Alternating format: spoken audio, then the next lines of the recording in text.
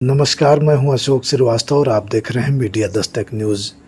प्रतापगढ़ के मोहली इलाके में लगातार बारिश के चलते 100 साल पुराना मकान अचानक जमींदोज हो गया। हादसे में एक ही परिवार के 6 लोगों की दर्दनाक मौत हो गई। मृतकों में माता पिता, छोटा बेटा, बहू और उसके 2 मासूम बच्चे शामिल हैं।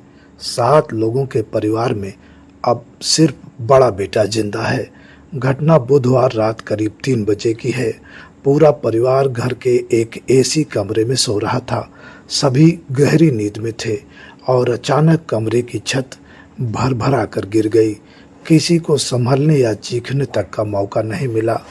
मरने वालों में घर के मुखिया प्रमोद श्रीवास्तव उम्र 60 वर्ष, उनकी पत्नी रीता उम्र 55 वर्ष, छोटा बेटा नितिन उम्र 25 वर्ष, बहू माधुरी उम्र 23 वर्ष और माधुरी के 2 बेटे माधव उम्र 2 वर्ष, अद्विक उम्र 10 वर्ष की मौके पर ही मौत हो गई। बड़ा बेटा अमन 28 साल का हादसे में बच गया। उसका जिला अस्पताल में इलाज चल रहा है। आइए सुनते हैं जिलाधिकारी अभिषेक पांडे को।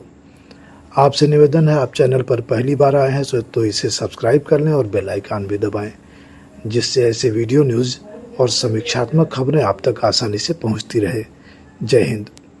यहाँ पे चिलबिला स्थित मोहली में एक हृदय विदारक घटना कल रात को लगभग 2 बजे के आसपास घटित हुई है, जिसमें प्रमोद श्रीवास्तव जी के परिवार में कुल 6 लोगों की दुखद मृत्यु हुई है। लगातार बारिश हो रही है, कल पूरे दिन भी हुई, रात में भी हुई। उससे जो प्रमोद श्रीवास्तव जी के मकान का प्रथम तल का कमरा था, जो पुरानी तकनीक से बना हुआ था राकेश को आधार बनाकर, वो बारिश में अचानक से धंस गया और जब वो नीचे गिरा तो जो ग्राउंड फ्लोर का छत था उसको लेते हुए पूरी बिल्डिंग नीचे आ गई।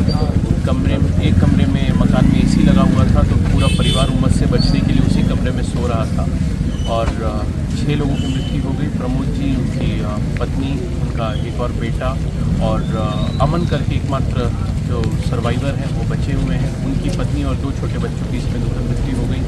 एंड बिल्डिंग गिरी तो बिल्डिंग का वेट इतना ज़्यादा था कि ज़्यादा मौका नहीं मिला लोगों को बचाने के लिए और मलबे से निकाल कर लोगों के शव को पोस्टमार्टम के लिए भेजा गया है। पोस्टमार्टम उनका चल भी रहा है। अमन जो है वो सुरक्षित है, वो प्रिलिमिनरी एग्जामिनेशन हुआ उनका, उसके बाद उनको अभी अस्पताल से वापस छोड़ दिया गया है। और इतनी दुखद घटना है, प्रशासन और शासन जो है वो पूरी तरह से परिवार के साथ खड़ा है। उसी क्रम में मैं और कप्तान साहब मौका मुआयना करने और अमन से मिलने भी आए और आपदा राहत कोष अंतर्गत जो मदद है वो अगले कुछ घंटों में परिवार के खाते में अंतरित कर दी जाएगी। इसके अलावा कृषक दुर्घटना बीमा योजना और तमाम अन्य स्कीम्स जिससे परिवार को आच्छादित किया जा सकता है वो भी किया जाएगा। इनका प्रधानमंत्री आवास भी स्वीकृत हो चुका था और अब धनराशि के खाते में आनी थी, लेकिन दुखद है कि उससे पहले ये घटना हो गई। हम लोग पूरी तरह से परिवार के साथ खड़े हैं। साथ ही हमारे बाकी क्षेत्रों के अधिकारियों को भी सचेत किया गया है कि बारिश की स्थिति लगातार बनी हुई है, तो इस प्रकार के जर्जर भवनों में इसका एक ऑडिट करते हुए, स्ट्रक्चरल ऑडिट करते हुए सब लोगों को सचेत कर दें कि इस वक्त ऐसे भवनों में जिसकी छत पुरानी हो वहाँ पे रहना जो है वो खतरे से खाली नहीं, और प्रशासन ऐसी घटना की पुनरावृत्ति रोकने के लिए अपने स्तर से हर संभव प्रयास करें।